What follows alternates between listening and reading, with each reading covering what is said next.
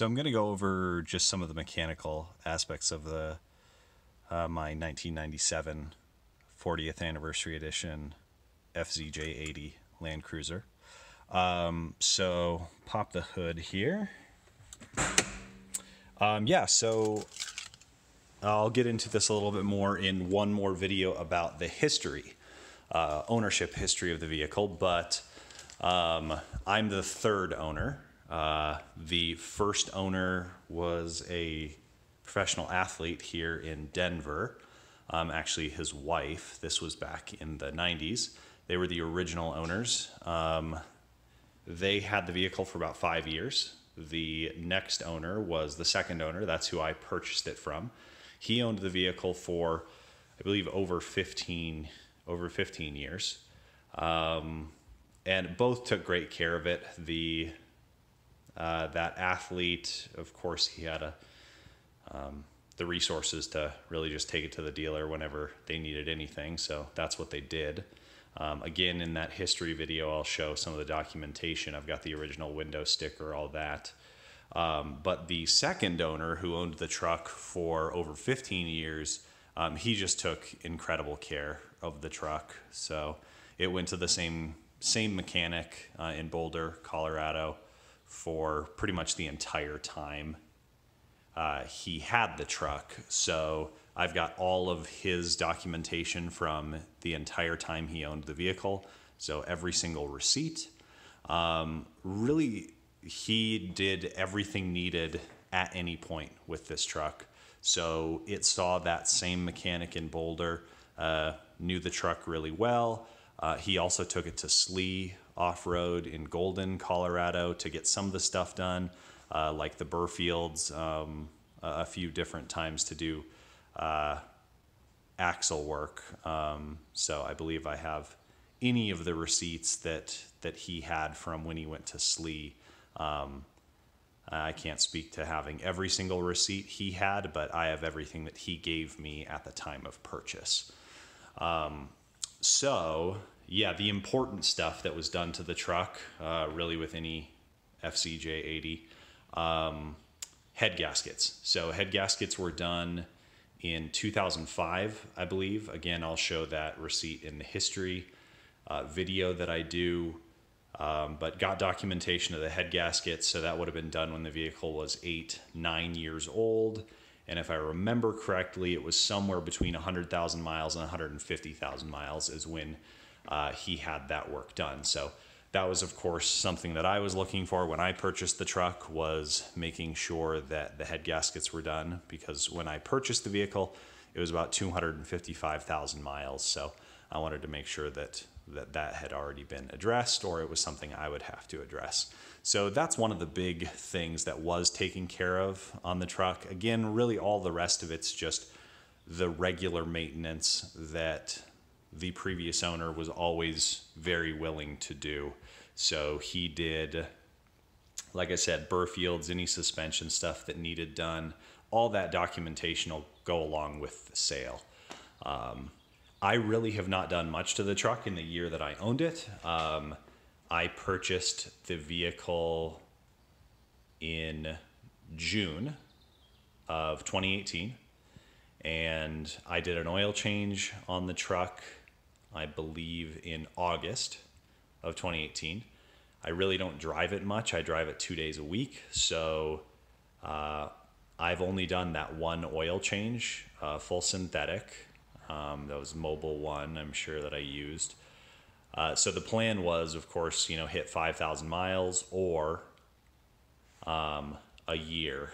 So the plan is to do another oil change come August of 2019, if I still have the vehicle. So let's take a look underneath the hood.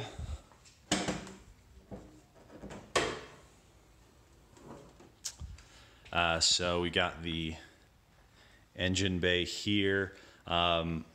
There's documentation for lots of different stuff that the previous owner did throughout its life. I know radiator was done in some capacity. I don't know if that was a full replacement of the radiator. I'd have to look at those documents. But but yeah, I do a monthly fluid check on everything, like I do on all of my vehicles, making sure that all is good with coolant, engine oil, just standard stuff, tire pressure, all that, power steering fluid. Battery, looks like I put in a new battery here September of 18, so fairly new battery.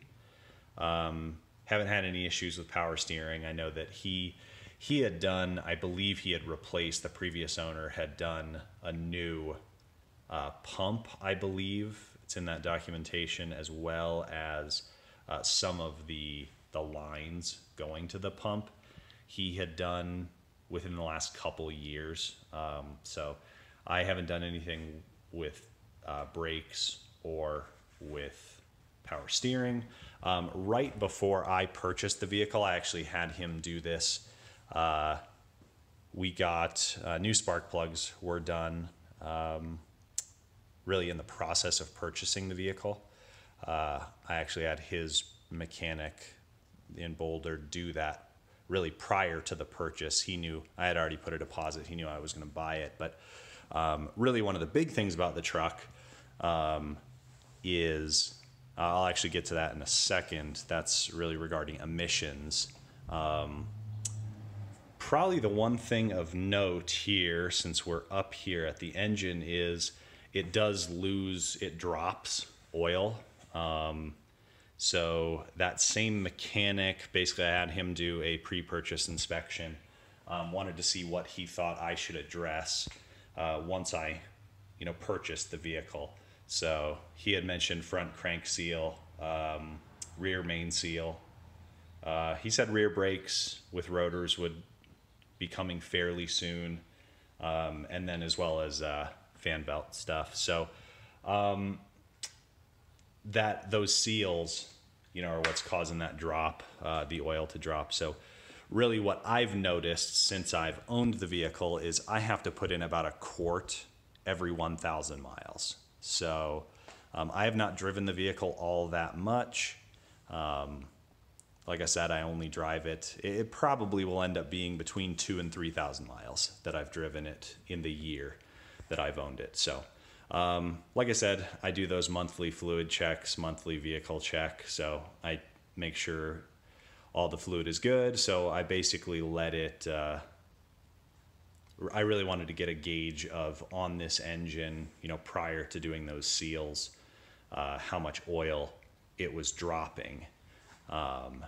And, to my knowledge, it's not burning the oil at all. It is dropping it, and you can see on my pan here, as long as I can get it to focus, which you can see it's dropping that oil right there. So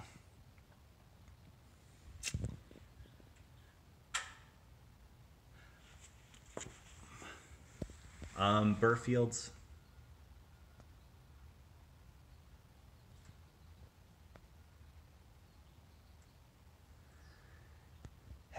I have not addressed those. I do not know when the last time he did any suspension work was. I know I've got documentation of a SLE one, but that was years ago. So something to do down the road. I've never had any issues with the steering or suspension. There's no clicking. There's no signs of issues from my driving it. And I'll be taking some pictures for the listing as well, so you'll actually see better quality still images. Okay, so last thing I wanted to address in this mechanical one was emissions and exhaust. So the truck was not passing emissions when I purchased it. So the previous owner was great. He ran it through emissions 3 different times for us to try and get it to pass. I knew I was going to purchase the truck regardless, and I would just handle whatever I needed to. If I needed to put a new cat on, new O2 sensor. So he actually, we did the spark plugs to see if that was potentially a cause. And so he did emissions tests here in Colorado 3 times and failed those 3 times. So I purchased the vehicle, and then I kind of took that upon myself. Really, my goal was to try and pass emissions without, I would see what the results came back as when I did it. And then if I didn't pass, I would address it. But I took it in, and it passed the very first time that I ran it through emissions here in Arapahoe County, Colorado. So no issues. So I've owned it for a year. I've got another year with it before it has to go through emissions again. So my plan was probably to put a new cat on as well as O2 sensor before I had to do that, just in case. But like I said, it passed emissions the first time for me once I took ownership of the vehicle. And I'll post that latest emissions report just so you guys can see it. You can see the numbers, because obviously every state is different. So here in the metro area of Denver, we have our certain numbers we need to hit. So just to show you that check engine light, because it is on. And I know I've got a picture of that I'll post, but I've got the, ODB computer hooked up here. Just gonna show you the code as well as clear it. So we've got vehicle diagnostics.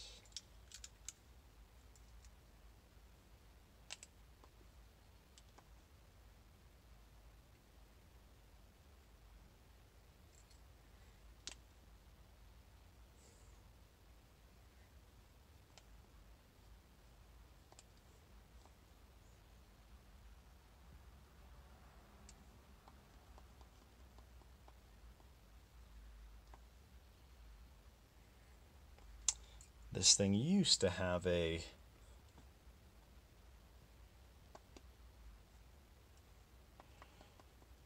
Land Cruiser remembered in it, but I guess it's been long enough that it doesn't, because I use a Bluetooth one on my phone.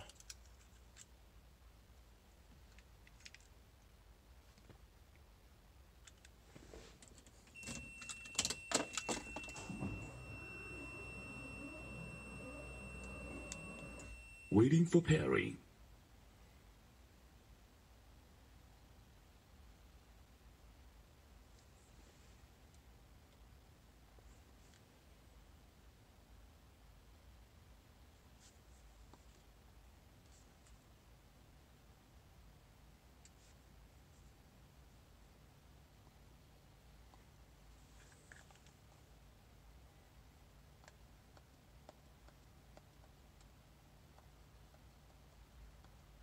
All right, so there is the code, P0401. So something that in all my research, talking to other Land Cruiser guys, that this really I just need to get replace the cat and O2 sensor. So that is the only codes that it throws. So what I've done, and I stopped doing this eventually, was I can clear it here, but it'll come back. It's basically once those reset, it's going to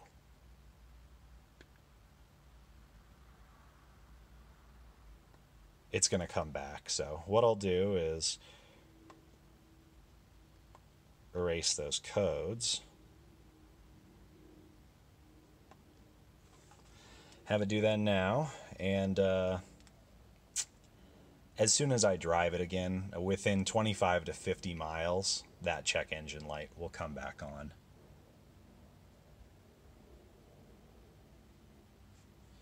Okay, so we'll hit enter here. All good.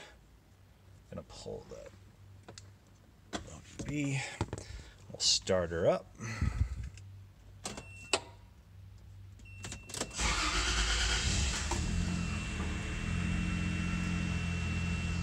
All right, and you can see that code is gone, but as I said, just with the cat and the O2 sensor that are on it right now, that code will come back, that check engine light will come back. So I stopped clearing it, so I just drive with that check engine light on, and then I check I run codes once a month when I do my vehicle check, just to make sure there's not something else popping up, but there never has been. So this was something the second owner knew about as well, and I knew about it when I purchased it from him. So if you're in a place, you know, if I was to keep it long term, I'd replace the cat just so that I could get rid of that check engine light. But of course, if you're in a place like Colorado here, if you're in the metro area, you do need to have that passing emissions. But I could register it up in the mountains, one of our mountain counties, and you don't need those.